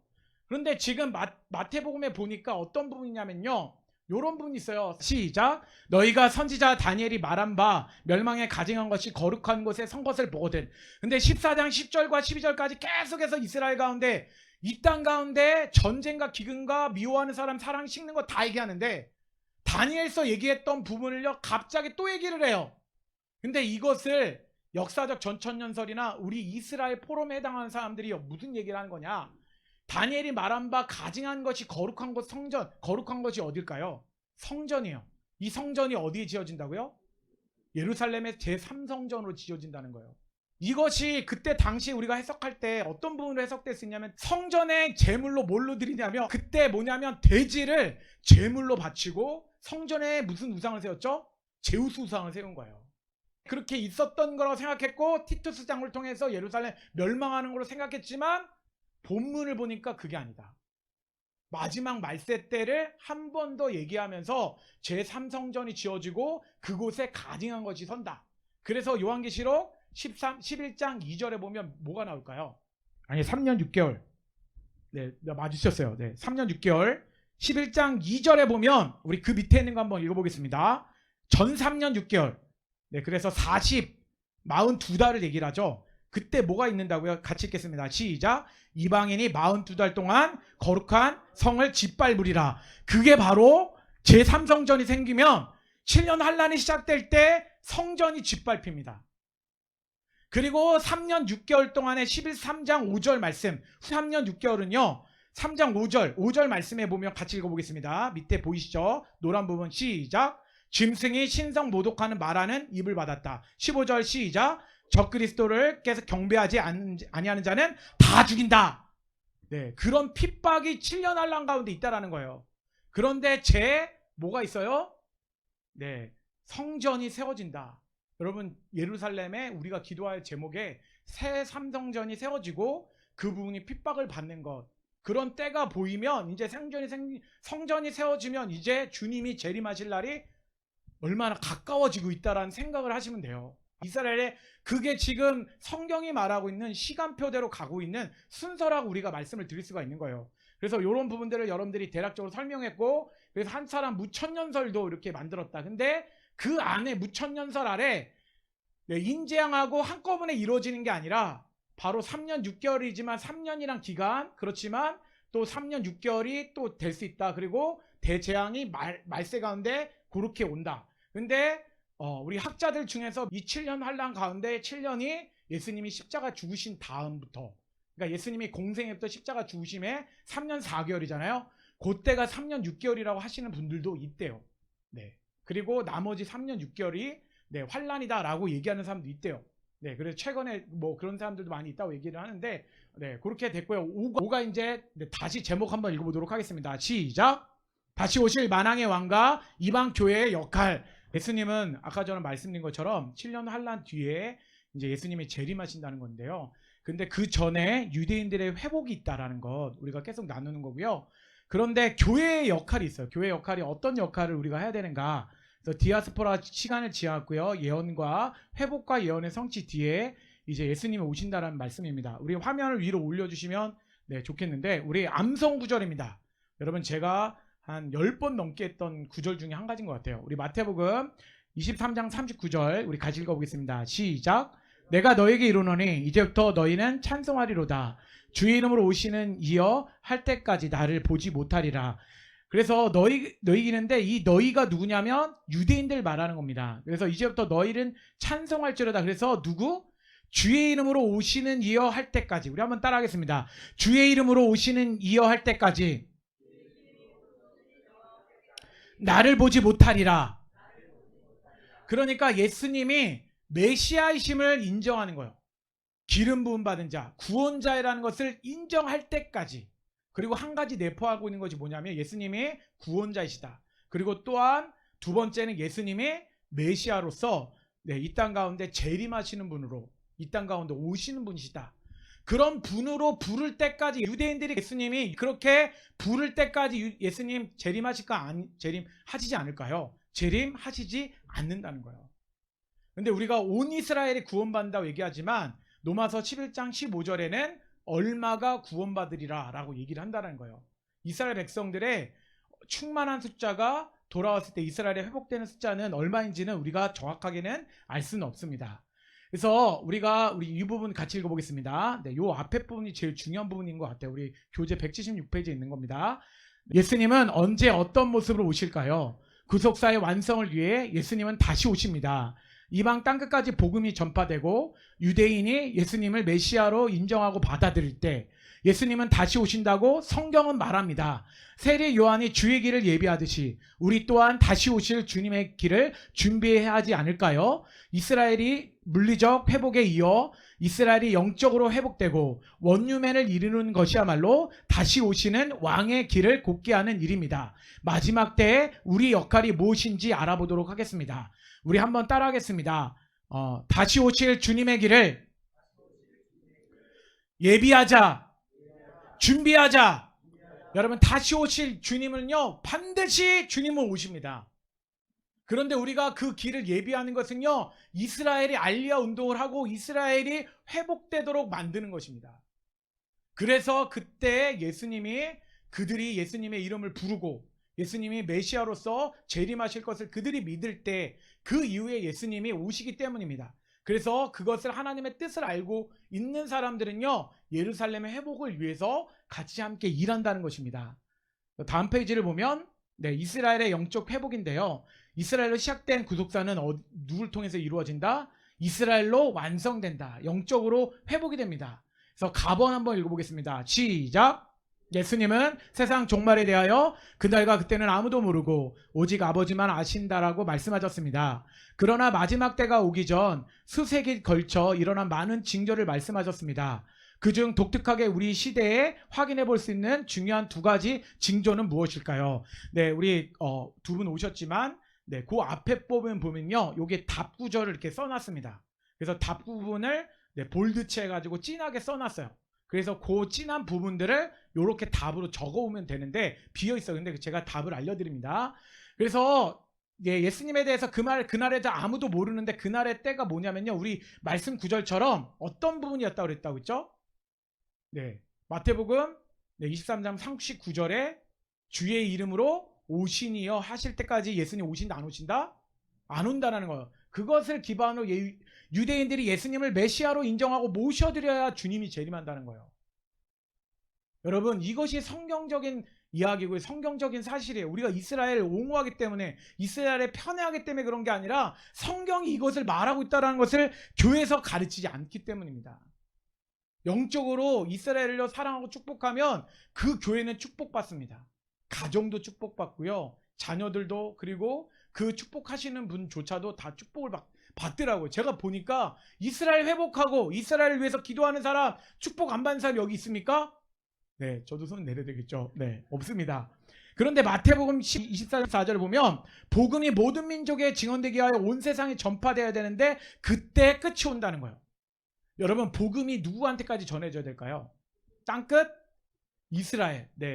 땅끝이었는데 다시 땅끝이 이스라엘 됐는데 그 땅끝을 우리 한국 사람 또 교회를 포함해서 그 사람들이 전할 때 이스라엘의 복음이 다시 흘러갈 때 주님의 재림 끝이 온다라는 이야기를 우리 가번에서 나눴습니다. 우리 나번 우리 읽겠습니다. 시작. 예수님께서 왕으로 다시 오시기 전 가의 조건들은 수레바퀴와 같이 맞물러 이루어지게 되어 있습니다. 특히 이스라엘의 영적 회복이 중요한 열쇠가 됩니다. 이와 관련하여 다음 구절을 통해 발견할 수 있는 것은 무엇입니까? 우리가 이스라엘이 뭐라고 그랬죠? 유대인들은 하나님의 시계이다. 우리 한번 따라하겠습니다. 유대인들은 하나님의 시계이다. 하나님의 시간이 어디까지 흘러가고 있는지 유대인을 보면 알 수 있다고 그랬잖아요. 근데 지금 유대인을 보니까 로마서 11장 12절에 이스라엘의 넘어짐이 세상의 풍성함이 되었어요. 그 말은 뭐냐면 반대로 이스라엘이 풍성하게 돌아오면 이방인들은 더 큰 축복을 받을까요? 이스라엘이 큰 축복 받으니까 우리는 작은 축복 받을까요? 더 큰 축복을 받는다는 거예요. 이스라엘이 넘어졌는데 이렇게 큰 축복이면 이스라엘이 풍성하면 얼마나 큰 축복이 우리에게 오겠느냐, 그거를 사도 바울이 이야기를 하고 있습니다. 15절에는요 하나님께서 유대인들을 받아들일 때 이스라엘 백성이 예수님을 믿고 부활에 참여함과 동시에 이방인들에게도 최종적인 구원과 부활이 일어난다. 무슨 말이냐면 이방인들이 돌아와서 그들도 예수님을 부르면서 부활에 참여한다. 15절이 그걸 얘기하고 있어요. 23절과 25절에는 이방인의 충만한 수가 차기까지 우둔하게 되었지만 이방인의 수가 차면 온 이스라엘이 구원을 받는다. 우리 한번 따라하겠습니다. 이방인의 충만한 수가 차기까지 더러는 우둔하게 되었지만 이방인의 수가 차면 온 이스라엘이 구원을 받게 된다. 그 말씀을 오늘 말씀 가운데 하고 있다는 겁니다. 그래서 여기서도 스가랴 말씀 이렇게 말씀하고요. 아모스 말씀에서도 이런 부분들이 있어요. 그래서 아모스 말씀을 보면 이런 부분인데 스가랴 8장 28절 아까 했기 때문에 제가 한번 넘어가도록 하겠습니다. 우리 답번 읽도록 하겠습니다. 시작.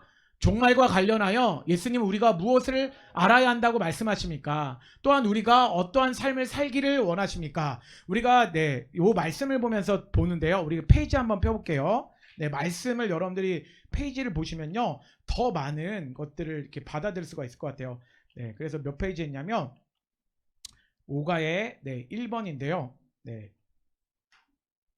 5가의 1번 177페이지에 있습니다.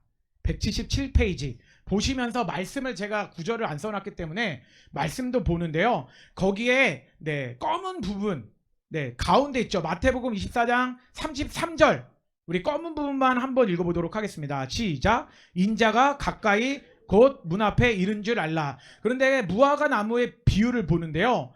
가지가 연해지고 잎사귀가 내면 여름이 온 줄 알래요. 이게 무슨 말이냐면 무화과 나무는 무엇을 상징할까요? 이스라엘 백성들을 상징합니다. 그래서 빌립에게 예수님이 찾아가가지고 나다내라. 내가 네가 어디서 기도하는 것을 보았다? 무화과 나무 밑에서 기도하는 것을 보았다고 얘기하시잖아요. 무화과 나무는 유대인들을 상징해요.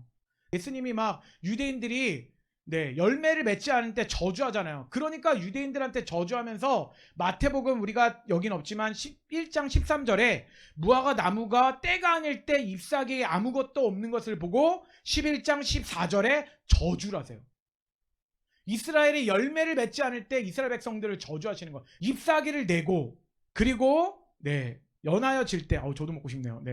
연하여지고 잎사귀를 낸다는 건 여름이 온다는 건 뭐냐면요. 이스라엘 백성들이 열매를 맺으면 마지막 때가 온다. 여름이 온다라는 부분입니다. 그래서 무화과 나무를 통해서 하나님께서 지금 그 말씀을 여기서도 반복적으로 얘기하는 것입니다.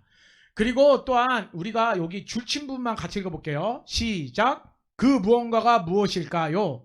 주님 다시 오시기 전에 이스라엘이 영적으로 메시아를 알아보고 구원받는다는 것입니다. 179페이지에 있습니다.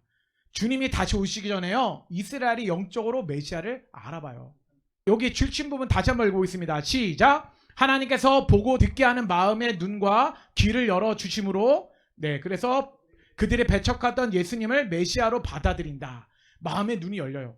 여러분 마음의 눈이 깨닫는 마음과 보는 눈과 듣는 귀가 닫힐 때가 언제였을까요? 신명기 29장 4절 말씀이죠. 그런데 성령을 통해서 예수님의 하나님의 깊은 것까지 통달하시는 것은 어딜까요? 고린도전서 2장 10절입니다. 10절, 11절 이 부분에 보면 9절부터 10절까지 하나님의 깊은 것까지 통달하게 되어 있습니다. 그런데 지금 마음의 눈과 귀를 열어서 주심으로써 그들이 배척했던 예수님을 메시아로 받아들인다는 거예요. 지금 오늘 하고 있는 말씀이 무화과 나무가 바로 그 비유입니다. 그리고 역으로 이스라엘의 영적 회복은 주님이 다시 오심이 가까웠음을 알려주는 중요한 징조가 된다. 바로 메시아, 유대인들이요 하나님의 시간표가 된다는 말씀. 그래서 여러분들이 책을 잘 보면요 굉장히 중요하고 은혜로운 말씀들이 너무 많아요. 그리고 두 번째 원유맨, 그리고 정렬이 뭐냐면 가지런히 줄지어 늘어선다는 거예요. 여러분 로마서 1장 16절에 누가 먼저 구원을 받습니까? 복음이 유대인 그 다음에 이방인입니다. 정렬이 됐습니다. 원유맨 할 때도 우리가 항상 부를 때 누구를 먼저 부르냐면 유대인들과 이방인들이 그리스도 안에서 연합한다. 그 이야기를 하는 거예요. 그래서 유대인과 구원과 이방인의 구원이 정렬을 이룬다라는 부분을 하고요.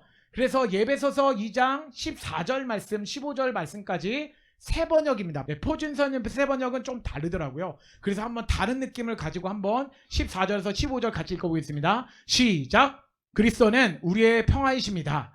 그리스도께는 유대 사람과 이방 사람이 양쪽으로 갈라져 있는 것을 하나로 만드신 분이십니다.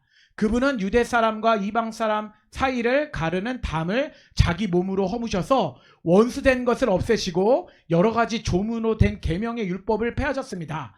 그분은 이 둘을 자기 안에서 하나의 새 사람으로 만들어 평화를 이루시고 라고 하면서 누구 먼저 얘기한다고요? 그리스도 안에서 유대인과 이방인 사람들을 양쪽을 갈라져 있던 것을 하나로 연합시키는 게 누구다? 예수님이시다. 이것이 바로 뭐라고요? 원유맨, 한 새 사람. 유대인과 이방인이 그리스도 안에서 연합된 것을 한 새 사람이라고 부른다라는 부분을 우리가 원유맨, 굉장히 이스라엘 포럼하고 가까운 이야기죠. 그래서 가번 보겠습니다. 읽겠습니다. 시작.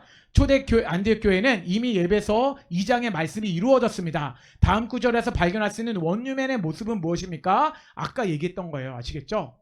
바로 그리스도 안에서 누가 연합했다? 유대인과 이방인이 연합했다. 한 새 사람이 되었다. 새로운 사람이 된 거예요. 그런데 그 사람이 어떤 형태를 이루느냐? 그것을 예배소서 2장 15절에서 요거 한번 살펴보고 넘어가는데, 그분은 이 둘을 자기 안에서 하나의 새 사람으로 만들어 평화를 이루시고 라고 하면서 하나의 새 사람, 요걸 원유맨이라고 하는데, 우리가 보는 개역개정은 한 새 사람을 지어 화평하게 하셨다. 누구 안에서?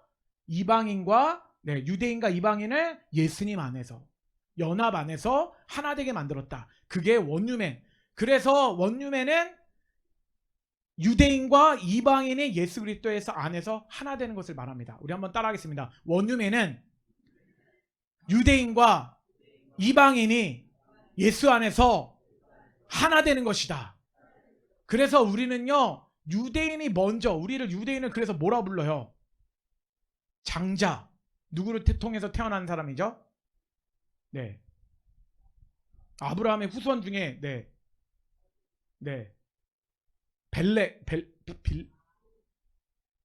벨렉을 통해서 왔나요?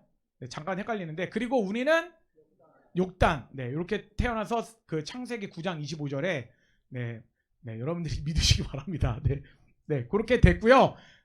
이제 다음 번으로 넘어가면 책을 읽어보시면 됩니다. 이거는 참 어려운 부분이긴 한데, 그래서 우리 어떤 부분을 이루고 있는가, 한 세 사람이 가능하게 된 근원과 그 모습에 관해서 다른 책에서 뭐라고 하는가, 바로 새로운 피조물, 그리스도 안에 있으면 새로운 피조물. 우리 한번 따라하겠습니다. 그리스도 안에 있을 때 새로운 피조물이 되었다. 그러니까 그리스도 안에 있을 때 우리는요, 유대인과 이방인은요, 하나의 새로운 피조물이 된 거예요. 하나님의 백성이 되었습니다. 부활의 몸은 잊지 않았지만 하나님의 백성으로서 살아가는 거예요. 신분이 다른 거예요. 새로운 피조물이 된 것입니다. 아시겠죠? 그리고 난 다음에 갈라디아서 6장 15절 같이 읽겠습니다. 시작. 할례 받은 것이나 받지 않은 것이 중요한 것이 아니라 오직 새로 지으심을 받는 것이 중요하다.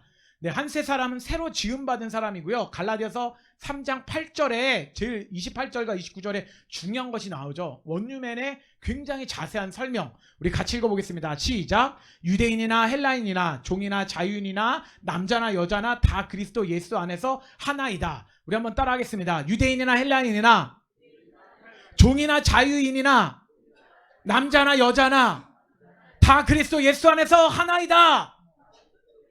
그것이 바로 원유맨인데요. 아브라함의 약속대로 우리도 하나가 되었기 때문에 새로운 피조물이 됐기 때문에 유업과 축복을 우리도 받게 되었다는 것입니다. 네. 갈라디아서 6장 16절에는요. 하나님께서 주신 규례 말씀에 따르는 자는 하나님께 이스라엘에게 주신 평강과 국류를 얻을 것이다. 말씀을 유대인뿐만 아니라 우리가 따르면 우리에게도 평강과 기쁨을 국류를 우리에게 베풀어 주시고요. 이방인들도 에베소서 3장 6절 복음으로 말미암아 그리스도 안에서 함께 상속자가 되었다. 지체가 되었다. 우리 한번 따라하겠습니다. 상속자가 되었다. 지체가 되었다. 네, 굉장히 큰 축복이죠. 그리고 이제 올려주면 요한계시록 7장 5절과 8절 9절과 10절에 보면요. 네, 여기에 14만 4천 명 유대인이 있었지만 어린 양의 앞에서 동일하게 흰 옷 입은 자 그들이 한세 사람이 되었다. 알겠죠? 최종적으로는 하나님 나라에서 유대인하고 우리 교인하고요. 이제 구분할까요? 너 유대인? 나 교인. 구분할까요? 아니라는 거예요. 한세 사람이 된다는 거예요. 그런데 그 삶을 어디서부터 살아야 된다? 이 땅에서부터 우리가 유대인들과 한세 사람의 삶을 살아야 한다. 얼마나 좋습니까? 이게 성경의 뜻일까요? 아닐까요? 하나님의 마음일까요? 아닐까요? 여러분 고백하십시오. 이게 하나님의 마음이에요. 하나님의 뜻입니다. 하나님의 뜻을 아는 사람은요 얼굴이 밝습니다. 네, 얼굴 밝으시죠? 네, 얼굴이 밝으시길 바랍니다. 네, 그리고 답원. 네, 우리 실장님 고생하십니다. 우리 읽겠습니다. 시작. 기독교 역사를 보면 콘스탄티노스 황제 이후 교회에서 유대적인 요소를 지우게 되면서 분열이 있게 되었고 히브리적 유산을 상실하게 되면서 원유맨의 모습이 점점 사라지게 되었습니다. 하지만 종말론적 약속의 성취로서 오늘날 원유맨의 모습이 회복되고 있습니다. 이와 같은 관련해서 다음 구절에 발견할 수 있는 건 아까 전에 말씀드렸죠. 이 부분. 네, 이렇게 스가랴 한 사람 옷자락을 잡고 우리는 이제 유대인들을 따라간다는 거예요. 이 말을 통해서 나온 게 뭐냐면 이스라엘, 우리 따라하겠습니다. 이스라엘로 시작된 구속사는 이스라엘을 통해서 완성된다. 그러니까 그들을 이제 우리가 너희와 함께 가려노 하노라. 이스라엘이 회복되면요 그들을 통해서 메시아니 유대인을 통해서 복음이 흘러왔잖아요. 사도 바울을 통해서 베드로를 통해서 복음이 확산되었잖아요. 그런데 그들이 다시 예수님한테 충만한 숫자가 돌아와서 다시 돌아오면요 그들을 통해서 하나님 영광 받으시고 큰 복음의 열매가 그들 통해서 이루어진다는 겁니다. 여러분 얼마나 행복합니까? 그래서 아모스 9장 11절과 12절은 여러분 읽어보시고요. 우리 라본으로 넘어가도록 하겠습니다. 우리 읽겠습니다. 시작. 구약 이사야와 신약 계시록에서 원유맨에 관하여 어떻게 묘사하고 있습니까? 우리 다 읽는데요. 중형 읽지 않는데 아스루는 애굽으로 가요. 서로가 막 누구를 경배하냐면 하나님을 경배해요. 여러분 이 구절 엄청 많이 들리지 않으셨습니까? 그리고 난 다음에 이창원 선교사님이 우리 이스라엘 포럼에 발표하셨잖아요. 이스라엘이 애굽 및 아스루와 더불어 셋이 세계 중에 복이 된다. 우리 한번 따라하겠습니다. 이스라엘, 애굽, 아스루 더불어 셋이 세계 중에 복이 되리라. 복이 되는데요. 이렇게 원유맨이 일어난다는 거예요. 이스라엘과 애굽과 아스루가 회복이 된다는 것입니다. 그것을 이사야 말씀이 얘기하고 있고요. 만군의 여호와께서 복 주시면서 내 백성 애굽이여. 와, 여러분 애굽을요 내 백성으로 부르십니다. 애굽 버리셨다 안 버리셨다? 안 버리셨어요. 마지막에는요 애굽하고 그렇게 싸우잖아요. 지금 하마스 피난 갈 때 애굽에서 다 받아주고 애굽에서도 물자도 대주고 그러잖아요. 그런데 하나님 말세가 되면요 이제 이스라엘 회복되고 그러면 애굽하고도 관계가 회복이 된다니까요. 그리고 난 다음에 내 손으로 지은 아스르요 터키. 여러분 우리 조엔 노젠버그 무슨 책을 지었다고 했죠? 여기 나오죠? 에스겔의 해결책이라는 책을 지었잖아요. 그래서 여러분 여기 한번 보세요. 이거 되게 중요한 제가 설명 한 번도 안 했더라고요. 여기 한번 보시면요 어디 나오냐면 여기 끝에 한번 보세요. 여기 빨간 거의 오른쪽. 네, 빨간 거의 오른쪽. 곡과 마국의 전쟁인데요. 그때 애굽도 회복이 되고 하는 부분이 왜 그러냐면 터키가 누구하고 대적함이 일어나면 바로 이스라엘하고 대적합니다. 네, 그거를 에스겔의 해결책이라는 조엘 노젠버그 한번 따겠습니다. 조엘 노젠버그 에스겔의 해결책. 이 사람이 2005년도에 소설가가 썼어요. 그러면서 로스는 어디다? 러시아. 메색은 어디다? 여기 보세요. 여기 모스크바. 두발은 어디다? 시베리아 러시아의 도시래요. 바사 구스 보스는 어디예요? 페르시아 이란을 말하는 거예요. 페르시아 이란. 그래서 이란이 지금 공격하잖아요. 고멜 그리고 독일마 족속은 어디 민족을 말한다고요? 터키를 말합니다. 그리고 이들을 포함해서 러시아, 이란, 터키 이런 족속들을 포함해서 어떻게 된다고요? 이들이 누구를 공격해요? 이스라엘을 공격하는 거예요. 최후의 공격. 그런데 그 이후에 최후가 뭐가 있어요? 터키가 어떻게 된다고요? 이 터키가 바로 아수리 지역이 터키까지 장악했었잖아요. 이 지역도 이스라엘, 이란까지, 이라크까지도 뭐라고 하냐면 내 손으로 지은 아수리요. 회복이 일어난다니까요. 그러니까 이스라엘의 백성들이 마지막 됐을 때는요, 그들이 전쟁 가운데 이스라엘 이렇게 회복이 될 때는요, 터키하고도 하나 되고요, 이란하고도 하나가 되고요, 이집트하고 하나가 돼서 형제가 돼서 한 세 사람이 이루어야 돼요. 그것을 이 땅 가운데 이루는 날이 올까요, 안 올까요? 오겠죠. 성경이 얘기를 하고 있으니까. 어느 때 올지 모르겠지만, 7년 환란 때 올지 모르겠지만, 그런데 그런 한 세 사람을 성경에서 벌써 이사야가 예언해서 이야기하고 있다. 아까 요 7장 요거는 얘기를 해서 넘어갑니다. 네, 우리 마번으로 넘어가겠습니다. 읽겠습니다. 시작. 하나님의 나라는 이방인으로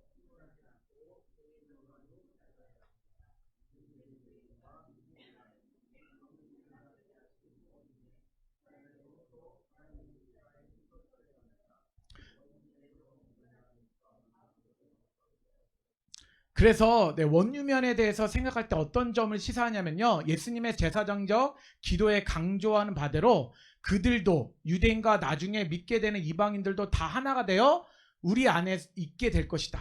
그래서 하나님 아버지가 하나가 되어 서로 협력하는 마음을 가지게 된다. 그러면서 형제가 연합하여 동거함이 선하고 아름답다고 했다. 연합된다. 형제가 누구냐면 나라를 말하는 겁니다. 예수님 안에서 이방인 안에서 연합하고 함께 하나가 된다라는 부분들 이야기를 하고 있고요. 네, 중요한 내용들이지만 조금 다 넘기면서 이렇게 해서 개념적 정렬 있고 개인적 정렬 있고 여러분들 국가적 정렬 있고요. 여러분들 친이스라엘 정렬 이런 부분 있습니다. 읽어보시면 돼요. 그래서 하나가 되는 게 뭐냐면요, 유대인들하고 이방인들하고 다 정렬돼서 한 세 사람을 이룬다라는 내용들을 계속해서 얘기를 하고 있습니다.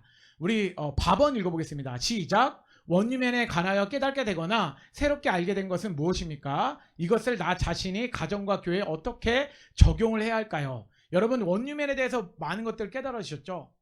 유대인과 이방인이 하나 되었다. 누구까지? 애국과 터키까지도, 이란까지도 하나님 안에서 하나 되는 날이 온다. 그리고 우리 주변에 있는 사람들과 원유면을 이루어야 될까, 안 이루어야 될까요? 예수 믿지 않는 사람들이 바로 원유면이죠. 그런 내용들을 조금 열거한 내용들입니다. 이렇게 이런 부분들도 책을 읽어보시고, 그래서 이런 부분이 있고요. 요거는 굉장히 중요한데 여기 부분 한번 읽어볼게요. 여기 요 부분 우리 같이 읽어보겠습니다. 시작.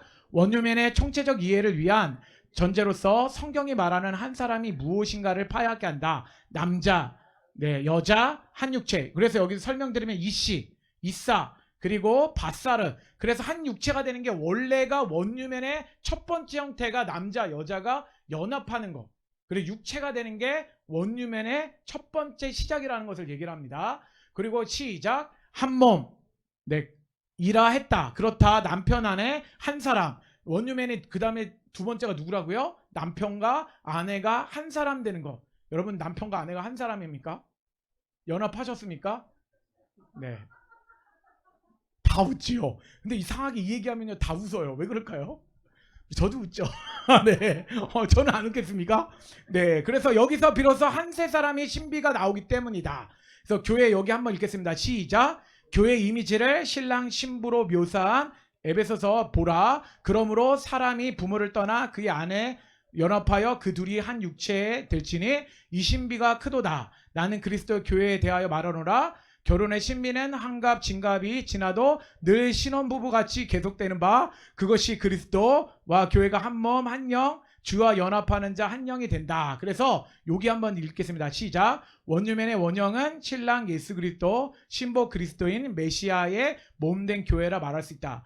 원유맨의 원형은요, 신랑 예수 그리스도와 연합하는 거예요. 신부된 그리스도. 신부된 그리스도는 누구누구를 포함한다? 유대인과 이방인들을 포함한다. 그래서 여러분들이 될 수 있으면 유대인들을 우리 이스라엘 포럼에서는 먼저 말한다. 정렬이라는 게 있잖아요. 그래서 이렇게 그리스도 안에서 연합될 때 원유매를 이룬다. 그렇다고 순서가 틀리겠다고 틀리지 않습니다. 네, 제가 막 강조하는 건 아닙니다. 강요하는 건 아닙니다. 강조는 하되. 근데 여기서 교회 이미지를 신랑 신부로 묘사하고 있다는 거죠. 그래서 나는 그리스도의 교회에 대하여 말하노라 하면서 그리스도 교회가 한 몸 이루었다. 그래서 여러분들이 신랑 신부로 연합하면서 여러분 즐거운 삶을 여러분 사셨으면 좋겠다는 사람 들고요. 10분 남아가지고 제가 빨리빨리 나가야 돼가지고 돌감람 나무 그리고 원감람 나무. 여러분 원감람 나무가 누굴까요? 원래 창감람 나무는 원래 유대인들 말하죠. 그리고 돌감나무는 이방인들이 접붙임바 된 거죠. 근데 접붙임바 되었지만 원감나무 창감람나무는 회복을 이룬다. 그게 아까 전에 그 위의 내용이었습니다.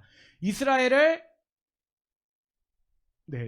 둘러싼 영적 전쟁. 그렇게 되죠.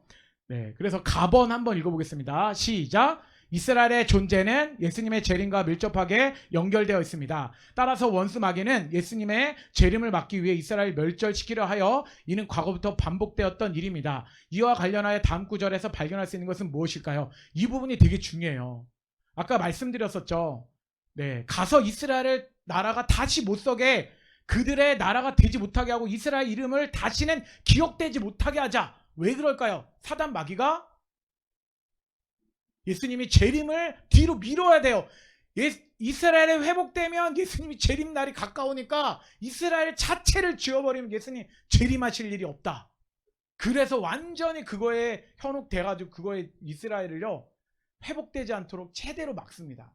근데 어느 순간에 갑자기 이스라엘이 태어난 것처럼 나라가 태어난 것처럼 이스라엘이 회복이 되어서 마귀가 이렇게 심판을 받게 된다는 거죠. 근데 마귀는요 우리가 차례대로 보면 아까 전에 마귀가 순서가 뭐냐면요 짐승이 먼저 잡혀요. 짐승이 누구라고요?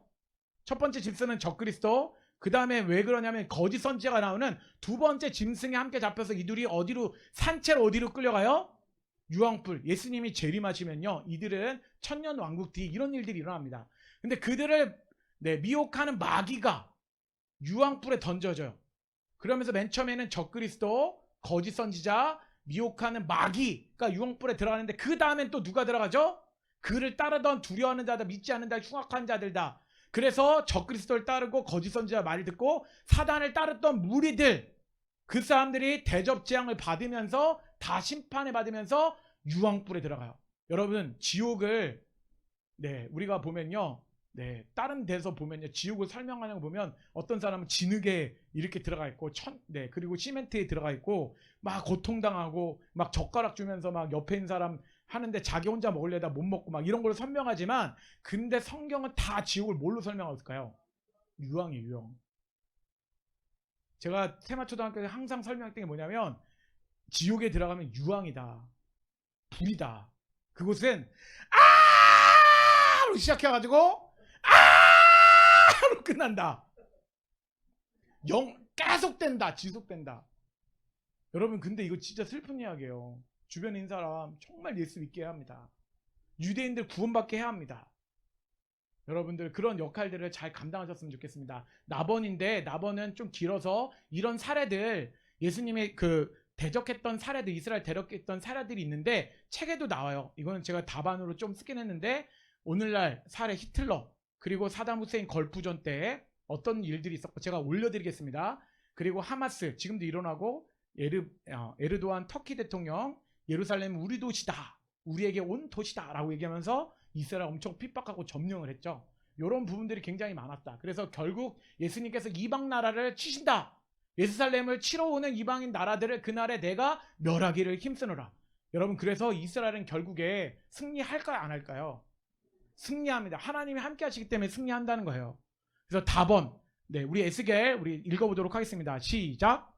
에스겔 35장은 이스라엘 대적하는 에돔을 심판하신다는 내용입니다. 에돔 즉 이스라엘을 대적하는 나라들에 대한 하나님의 반응과 그에 대한 책망을 근거는 무엇입니까? 그래서 이스라엘 공격하는 나라들에서 하나님의 반응은 내가 거기 있다. 여호와가 욕하는 모든 말, 대적하는 입으로 자랑하는 여러 가지를 다 들었다. 그들이 막 대적해요, 이스라엘. 그런데 그들을 황폐케 하고 그들 이기시는 분이 누구시냐면 여호와다라는 부분이 에스겔 35장 3절에서 15절 전체적인 내용이고요. 오늘날 우리가 치러야 할 영적인 전쟁, 그리고 다음 구절에서 우리는 무엇을 입어야 되냐면 전신갑주를 입자. 우리 같이 따라하겠습니다. 전신갑주를 입자. 그런 내용들에 대한 설명이에요. 그래서 좀 빨리 지나가는 부분들을 이해해 주시기 바랍니다. 다시 오실 만왕의 왕 예수, 우리 따라하겠습니다. 다시 오실 만왕의 왕 예수와, 그래서 아까 다 설명드렸던 부분인데 어느 때 오시냐면 시온으로 돌아오신다는 거예요. 여러분 기억하시기 바랍니다. 스가랴 8장 3절에는 어디로 예수님이 재림하신다는 내용일까요? 시온으로 예수님이 재림하신다. 그러면 여러분 시온에 예수님 재림하시면 저 땅끝에 있는 우리나라에서는 예수님 재림하시는 거 안 보이고 시온산에서만 보일까요? 모든 땅에서 다 보이는 거예요. 근데 대표적으로 시온산에서 재림하신다고 말씀하셨어요. 그래서 여러분 예루살렘 가보면 엄청난 무덤들이 다 시온산에 다 이렇게 있잖아요. 예수님 재림하시면 죽은 자들이 먼저 일어나니까 일어나서 예수님 먼저 영접한다고 그렇게 해놨어요. 근데 스가랴 14장 4절에 보면 그날에 예수님이 발이 어디에 선다? 감남산이 바로 감남산 성전 있잖아, 예루살렘이에요. 그러니까 감남산에서 예루살렘에서 예수님이 재림하신다. 11절 여기 보면 감남산에서 승천하실 때 제자들이 본대로 너희 예수님이 다시 온다, 천사들이 얘기를 했어요. 재림할 때 예수님 승천하실 때 그렇게 얘기를 하고 넘어가고, 그리고 이제 초림할 때 어떤 상황이냐면요, 요한계시록에 보면 심판하시는 분으로 오신다라는 내용입니다. 예수님 심판자로 오신다. 그리고 예수님은 만왕의 왕으로서, 천하의 왕으로서 오신다라는 내용들을 예레미야서 3장 17절과 이렇게 다 얘기를 하고 있어요. 만왕의 왕, 다윗의 왕으로서 오신다. 그 내용이 읽어보면 다 똑같습니다. 이런 부분이고요. 2000년 전에 이제 확인이 되었고, 이제 마지막 3분 남았는데 빨리 끝나겠습니다. 완성을 위한 이방 교회 역할. 그래서 완성을 이방 교회가 어떤 역할을 해야 되냐면요, 하나님의 언약 백성 이스라엘 영적 회복을 위한 이스라엘 역할로 가장 중요하면서 누구도 도울 수 있는 역할은 무엇입니까? 우리 이사야 62절 6절과 7절 같이 읽겠습니다. 시작. 언약적 관점에서 하나님의 언약이 이루어지도록 기도하는 것, 특히 하나님께서 언약을 기억하시도록 그 일하시는 손을 쉬지 않도록 기도하는 것. 그래서 이스라엘의 남은 자를 구원하시도록 그들이 예수님을 영접할 수 있도록 뭘 하냐면 쉬지 않고 뭘 하래요? 기도하라는 거예요, 여러분. 그래서 토요 기도회가 중요합니다. 우리 부이사장 광고하시겠지만 여러분 토요일 날에 와서 같이 기도할 수 있는 분들은 줌으로도 같이 기도하면 참 좋을 것 같습니다. 그리고 또 저희는 5시에 예배가 있습니다. 예배와 기도를 통해서 이스라엘에 위해서 기도하라라는 거죠. 40장 1절에는 이스라엘을 위로하라. 한번 따라하겠습니다. 이스라엘을 위로하라. 위로하는 것입니다. 그걸 위로할 때 이제 다음 절에 나오지만 40장 1절에 너희는, 하나님이 이르되 너희는 위로하라, 내 백성을 위로하라 라고 한, 이스라엘의 평안을 구하라 라는 부분이고요. 로마서 부분에서 영적인 복음의 빚진 자로서 그리스도 이스라엘 영적 회복을 위해 도울 수 있는 것은, 사도 바울이 강조하고 있는 것은 무엇입니까? 우리 로마서 15장 27절 같이 읽어보겠습니다. 시작. 영적인 것을 나눠 가졌으면 육적인 것, 물질, 헌금으로 섬기는 것이 마땅하다. 실제로 바울은 자신이 전도한 이방인의 믿는 자들을 데리고 예루살렘 형제들에게 헌금함으로써 오늘날 우리가 어떻게 해야 하는지를 직접 본을 보여준다. 그래서 이스라엘을 위로할 때 말로만 위하는 게 아니라 뭘도 해야 된다, 물질, 헌금도 해야 된다 라는 부분들 여러분들에게 성경에서 이야기를 하고 있다 라는 부분들 나눴습니다. 그리고 이제 마지막 이스라엘 영적 회복을 위해 도울 수 있는 이방인의 역할, 다음 구절 오늘날을 어떻게 적용할 수 있을까요? 네, 우리 같이 읽어보겠습니다. 이사야 60장 8절과 10절 시작. 실제로 성경에 예언된 바 알리야를 통해 사역단체와 함께 유대인 알리야의 사역에 동참 또는 다양한 형태의 성전 건축, 네, 이것을 위해서 네, 찬양사역, 국률사역, 미디어 사역, 유대인으로 접촉할 수 있는 구축, 성경 공부 리더로 이스라엘을 품는 사람들을 배가로 섬겨야 한다라는 부분입니다. 그리고 마번도 있고요. 그래서 이스라엘 영적인 회복을 위해 도울 수 있는 이방인의 역할로서 추구해야 하는 궁극적인 방향은 무엇인가? 52장 7절 앞번 했고요. 왜 이스라엘 영적을 왜 이렇게 해야 하나요? 질문의 한마디로서 무엇이라 할까요? 주님의 다시 오심을 준비하자. 우리 한번 따라하겠습니다. 주님의 다시 오심을 준비하자. 네, 그런 부분입니다. 그래서 여러분들이 집에 가서 꼭 읽어보셨으면 좋겠습니다. 마지막 요거 읽고 마치도록 하겠습니다. 우리 한번 시편 22편 6절 우리의 슬로건이면서 우리의 거의 표죠. 이스라엘 포럼의 표입니다. 시편 122편 6절 외우면서 암송도 여러분 꼭 하시기 바랍니다. 시작. 예루살렘을 위하여 평안을 구하라. 예루살렘을 사랑하는 자는 형통하리로다. 우리 하나님께 영광의 박수를 올리도록 하겠습니다. 네, 감사합니다. 네.